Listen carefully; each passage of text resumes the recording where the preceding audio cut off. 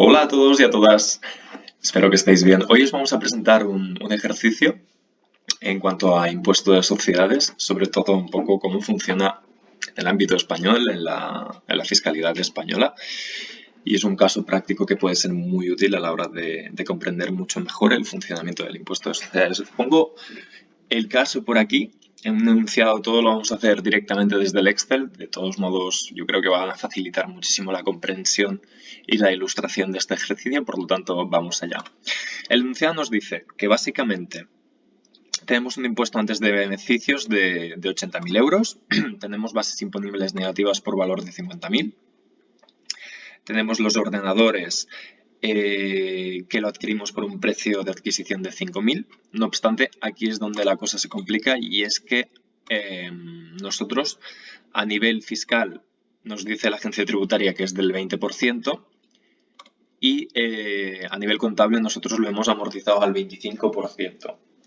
Aquí veréis que se van a producir las denominadas diferencias temporarias, que para los que no lo sepáis, las diferencias temporarias es cuando el valor contable en términos de amortización difiere del valor fiscal en términos de amortización. Y por consiguiente tendremos que realizar una serie de ajustes fiscales que veremos a continuación.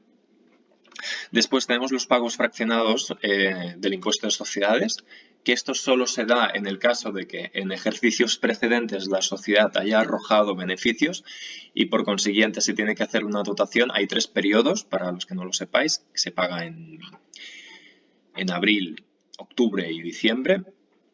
En abril es el 18% de sencillamente el impuesto corriente de hace 2 años y para los 2 pagos posteriores es el 18% del impuesto de sociedades del año precedente, en este caso del año anterior. Después vemos que hay unos regalos a los empleados, unas sanciones y un recargo. Esto, como veremos a continuación, son liberalidades. Lo que nos dice el impuesto de sociedades es que no se puede deducir fiscalmente. Por lo tanto, son diferencias permanentes que tendremos que ajustar en el impuesto de sociedades. Todo esto lo veremos a continuación. Y finalmente, unas bonificaciones de fomento al empleo por valor de 2.000 euros. Esto tendrá una cierta afectación en el impuesto de sociedades, con lo cual pagaremos menos cuota. Entonces vamos a intentar resolver este ejercicio y a ver qué tal. Lo primero de todo, bueno, el impuesto antes, el beneficio antes de impuestos es de 80.000 euros. Por lo tanto, desde el mismo resumen, yo si os fijáis os he puesto por aquí un resumen del resultado. Esto no hagáis caso porque digamos que he creado una cierta plantilla donde pone resumen resultado.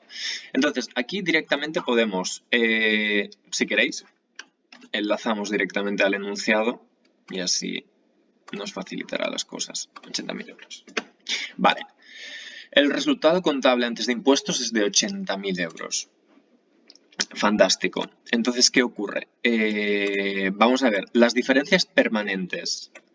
Las diferencias permanentes, ¿qué son? Si queréis, esto lo vamos a borrar porque os puede causar un poco de lío. Y lo hacemos ahora. ¿Qué son las diferencias permanentes? Pues lo hemos dicho antes. Son, sobre todo, por ejemplo, todo lo relativo a las sanciones. Esas liberalidades que no se pueden deducir fiscalmente y, por consiguiente, tenemos que, de alguna forma, ajustarlo en el resultado fiscal. Entonces, las diferencias permanentes son esto. Yo he creado una parte que es liberalidades. Sencillamente, aquí podríamos decir... Voy a quitar esto, perdón. Las liberalidades, pues es lo que comentábamos. Son los regalos de los directivos, son las sanciones, recargos. Hay más liberalidades, ¿eh? No obstante, nosotros hemos puesto las más sencillas y por consiguiente estas son las que vamos a tener que ajustar. Entonces, los regalos de los directivos y demás tienen unos ciertos valores. Si queréis, como están por aquí, simplemente vamos a hacer así y ya está. Ok. Vamos a ver. Entonces, el sumatorio total de las liberalidades nos da 31.000 euros. Esto quiere decir que estos 31.000 euros, en términos de gastos, no son deducibles fiscalmente y por consiguiente lo ajustamos en el resultado. Lo ajustamos en positivo siempre. Es decir, ya que nos hemos deducido unos gastos que no son correctos, tendremos que incrementar el resultado fiscal de estos 80.000 euros. Por lo tanto, yo voy a hacer esto, simplemente lo voy a enlazar y lo voy a dejar aquí. Entonces, diferencias temporarias.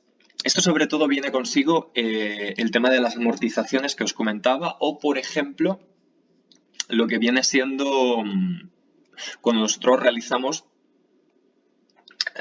un deterioro como consecuencia de una insolvencia o un impago, que básicamente lo que nos dice la agencia tributaria es que el primer año no es deducible fiscalmente ese deterioro como consecuencia de la insolvencia. Por lo tanto, tenemos que hacer un ajuste, ¿no? ¿Cuál es el ajuste?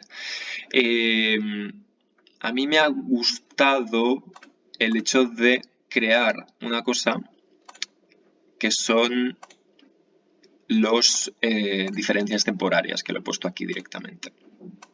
Os cuento. Lo primero de todo, si queréis podéis crear una tabla de amortización contable y fiscal, que en un principio ya la tendréis dada. No obstante, bueno, si queréis os la podéis poner aquí y ya. La cosa es que recordad que habíamos adquirido un inmovilizado por valor de 5.000 euros. Entonces, a efectos contables nosotros estábamos amortizando al 25%. ¿Ok? El 25% de 5.000 son 1.250. ¿Qué ocurre? Que la agencia tributaria nos dice que no, que a efectos fiscales la amortización fiscal es de 1.000. Por lo tanto, ¿qué estamos haciendo? Realmente nos estábamos de alguna forma u otra deduciendo unos gastos anticipadamente por valor de 250, que es la diferencia entre 1.000 y 1.250 y 1.000. Por lo tanto, esto es algo que tenemos que tener en cuenta. Estas diferencias es básicamente la diferencia entre el valor fiscal neto y el valor contable neto. ¿Ok? Vale. Como ya sabemos, qué es lo que son las diferencias temporarias, y yo en esta tabla lo he puesto un poco más sencillo para que, digamos, de alguna forma se automatice. La base fiscal en el primer año es de 4.000, ¿ok? Ya lo vemos aquí, que es de 4.000 euros. Mientras que la base contable es de 5.000. La base contable es de 3.750. Entonces, la diferencia temporaria, ¿cuál va a ser? Pues en definitiva, 250. De acuerdo. Y en el ajuste, que lo veremos a continuación, este ajuste de aquí lo vamos a tener que hacer en un asiento contable, ¿de acuerdo? Pero eso lo veremos después. De momento que nos quede claro que tenemos una diferencia temporaria de 250 euros, como consecuencia de que nuestra base fiscal es superior a nuestra base contable. Por lo tanto, habrá que ajustarlo. Muy bien. Aquí he puesto un condicional que básicamente si B2 es más grande que C2, es decir, que la base fiscal es más grande que la base contable, sencillamente que directamente me ponga que es deducible. Y en caso contrario, imponible. Imponible porque deducible es que básicamente tendré que reducir del resultado del impuesto de sociedades, y imponibles que tendré que aumentar. Eso lo veremos después. Y como os decía antes, el tema del dudoso cobro. Como el primer año nos habíamos dotado un gasto como consecuencia de una posible insolvencia por valor de 1.000, pero la agencia tributaria nos dice que el primer año esos 1.000 euros no se pueden deducir fiscalmente, tendremos que también hacer un ajuste por diferencias temporarias deducibles. Ya lo vemos aquí. Por lo tanto, ¿cuál es el asunto a atender aquí? En el resumen, nosotros vamos a enlazar directamente a las diferencias temporarias y las vamos a poner aquí. ¿Vale? Como nos estábamos dotando de un gasto extra por valor de 1.250, primero como consecuencia de habernos amortizado más en el ordenador también, hemos metido un gasto de 1.000 euros más, por lo tanto 1.250. Ok, entonces ya podríamos decir que se arroja el resultado fiscal, y el resultado fiscal es sencillamente la suma de el resultado contable antes de impuestos más las diferencias permanentes más las diferencias temporarias. Y con esto obtenemos el resultado fiscal. Ahora bien, tenemos que observar si en el pasado teníamos bases imponibles negativas. Esto quiere decir que en el pasado nosotros tuvimos unas pérdidas, ¿de acuerdo? Y como consecuencia de estas pérdidas, estas pérdidas no nos las habíamos compensado en ejercicios futuros. Y en efecto, como nos dice el enunciado, que teníamos unas bases imponibles negativas de 50.000 euros. Si queréis, multiplicarlo por -1 para que os den negativo y ya podríamos determinar la base imponible. Que la base imponible no es más que la suma del resultado fiscal y la base imponible negativa. Bien, ahora que tenemos la base imponible, podemos determinar la cuota íntegra, pero no hemos finalizado, ¿eh? La cuota íntegra. La cuota íntegra es el 25% de la base imponible. Para nosotros es un 25% porque asumimos que esta sociedad, esto no lo he dicho antes, pero esta sociedad ya lleva operando durante unos 4 años, ¿de acuerdo? Los 2 primeros años, para quien no lo sepa, el impuesto de sociedades es del 20%. Los 2 primeros años, siempre y cuando cumpla una serie de características, pero por lo general, y no vamos a entrar en detalle, es del 20%. Fantástico.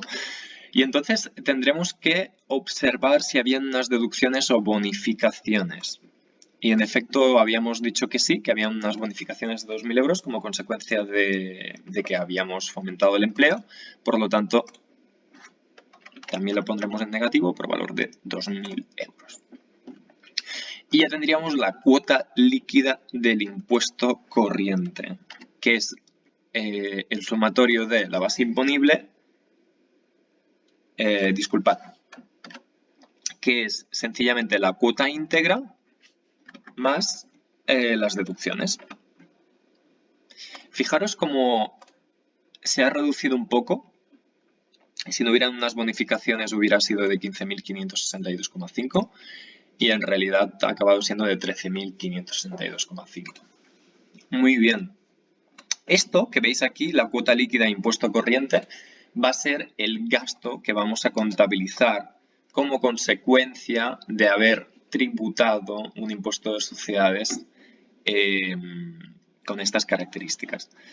Y entonces nos queda por último los pagos fraccionados, que es lo que habíamos dicho antes. En los ejercicios precedentes nosotros habíamos hecho 3 pagos fraccionados en términos de impuestos de sociedades, que era ese 18% que os comentaba, que si tenéis alguna duda hacedmelo saber porque podemos profundizar en este campo en ejercicios posteriores.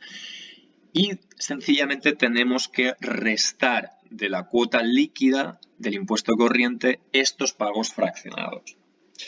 Y en el enunciado nos decían que los pagos fraccionados eran de 9.000 euros.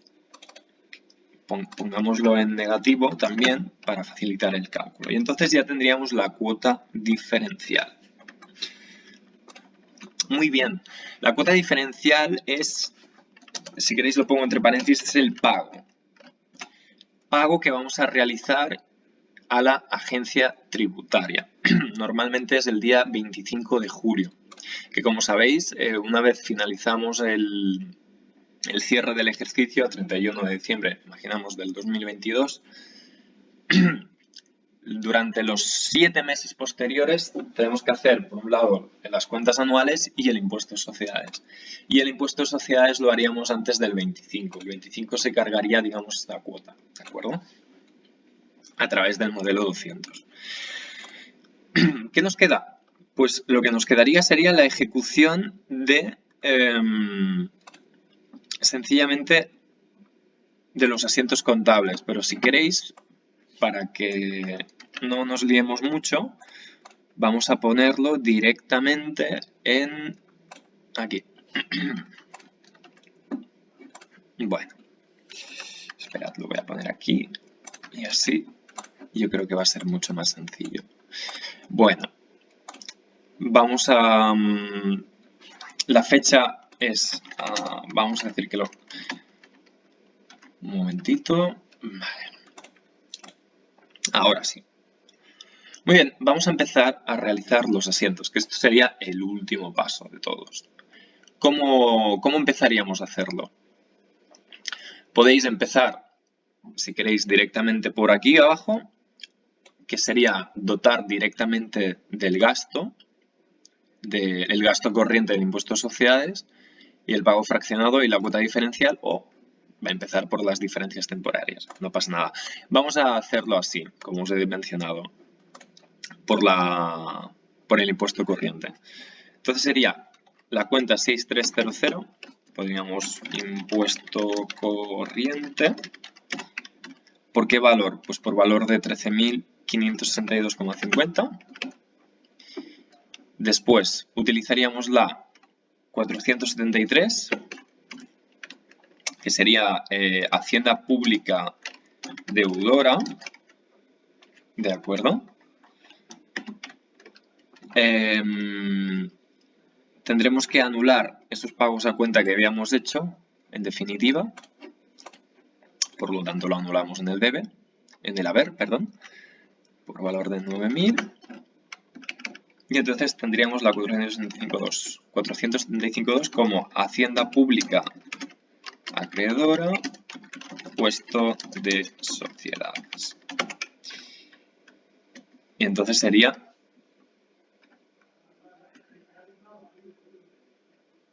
este valor de aquí. A ver, un momentito. No nos confundamos. Vaya por Dios. Bueno, no pasa nada. Le hacemos aquí un poco de color y ya está. No queda del todo bien. Pero sí, definitivamente. Entonces, 4.562,50. Vale.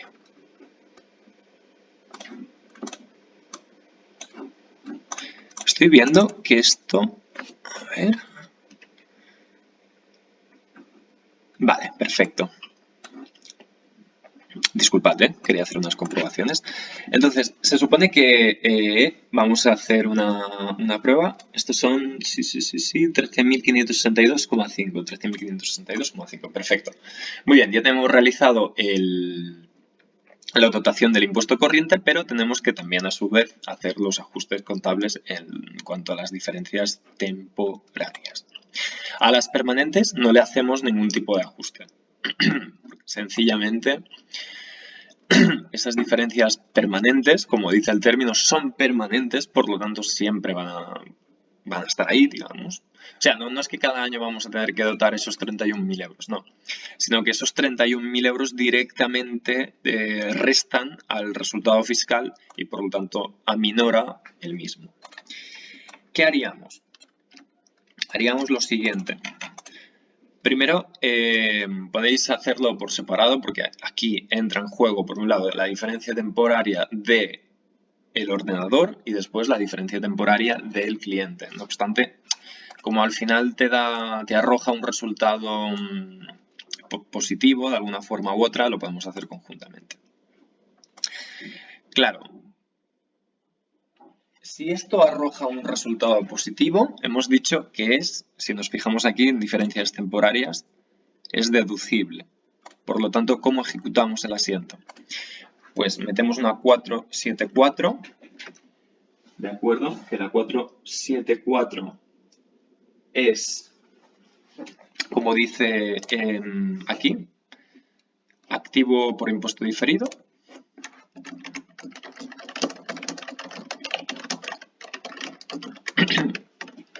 Entonces, este activo por impuesto diferido no es más ni menos que el 25% de este valor, de los 1250. ¿Por qué? Porque realmente es lo que os decía, los 1250 es la diferencia entre el valor fiscal y el valor contable. ¿De acuerdo? Si nosotros contablemente hemos amortizado más y nos hemos dotado de un gasto que a priori no era deducible el primer año, obviamente nos estamos deduciendo unos gastos de más. Por lo tanto, como la agencia tributaria nos dice que no, que durante ese periodo no se hace de esta forma, tenemos que ajustarlo. Y entonces le metemos un impuesto diferido por valor de 312,50. ¿De acuerdo? Muy bien. Y ya está. ¿Qué ocurre? Que, como vemos, esto de aquí es temporal. Llegará un momento en el que será deducible fiscalmente y, por lo tanto, esta cuenta de aquí, la 474, va a tener que anularse en un futuro dado. ¿De acuerdo? Eso lo podemos ver en un ejercicio aparte que podemos hacer. Dejadmelo en los comentarios. Y entonces resolveríamos si queréis, un ciclo contable de 2 o 3 años con un impuesto de sociedades de 2 o 3 años, para que veamos un poco otras fases más del funcionamiento y el tratamiento fiscal en el impuesto de sociedades. Y nada, por último, realmente todo está ejecutado. Esto es lo que meteríamos en nuestra contabilidad, en última instancia, para ajustar esas diferencias temporarias y el devengo de la deuda del impuesto de sociedades. Y finalmente, si queréis, lo único que haríamos aquí, yo os he puesto distribución del resultado. Aquí tendríamos el resultado neto. Claro, el resultado neto es la diferencia del resultado antes de impuestos menos el impuesto de sociedades. Y ya podríamos distribuir a reservas legales, a reservas voluntarias, a dividendos. O a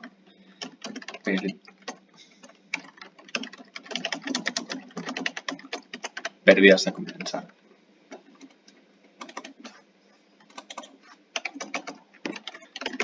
Entonces, ¿qué hacemos?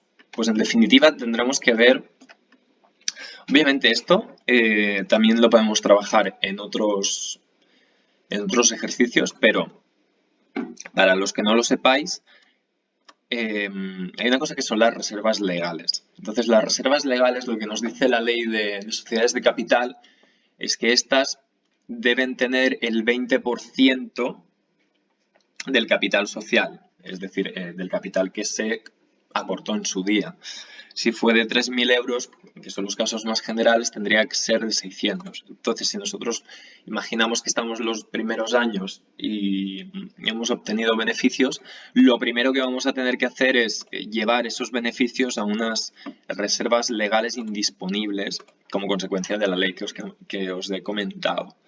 Pero por lo general, como ya estaríamos en el cuarto año, diríamos que las reservas voluntarias, es decir, podríamos llevarlo bien las reservas voluntarias, que sería una reinversión, a dividendos o a pérdidas a compensar de ejercicios anteriores, ¿no? Entonces, ¿cuál es el tema?